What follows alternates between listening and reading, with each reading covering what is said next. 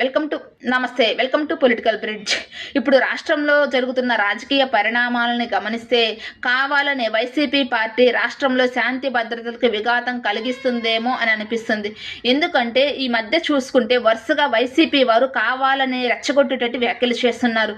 అంబటి రాంబాబు గారు, పేర్ని నాని గారు, రోజా గారు, గుడివాడ అమర్నాథ్ గారు, జోగి రమేష్ గారు వీళ్ళందరూ కావాలనే రెచ్చగొట్టేటట్టు వ్యాఖ్యలు చేస్తున్నారు. విమర్శల ముసుగులో వ్యక్తిగత దాడికి పాల్పడుతున్నారు.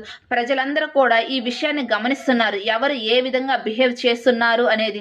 నిన్న అంబటి రాంబాబు గారు అన్న మాటలు ప్రతి ఒక్కరూ ఖండిస్తున్నారు, ఈవెన్ అన్ని పార్టీలతో సహా.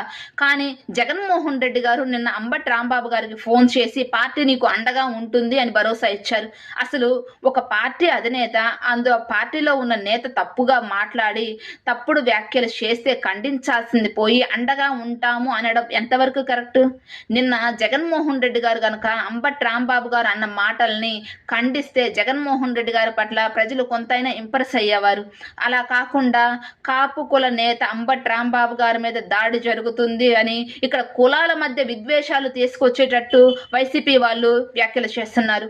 ఒక వ్యక్తి చేసిన మాటలు, ఒక వ్యక్తి మాట్లాడిన మాటలకి మొత్తం కాపు కులాన్ని తీసుకురావడం పట్ల ఇక్కడ టీడీపీకి కాపుల్ని దూరం చేసే కుట్రలో భాగంగానే అంబటి రాంబాబు గారి చేత మాట్లాడించారేమో అని అనిపిస్తుంది. ఈ మధ్య చూసుకుంటే జోగి రమేష్ గారు కూడా నారా లోకేష్ గారి మీద అసభ్య పదజాలంతో వ్యాఖ్యలు చేశారు.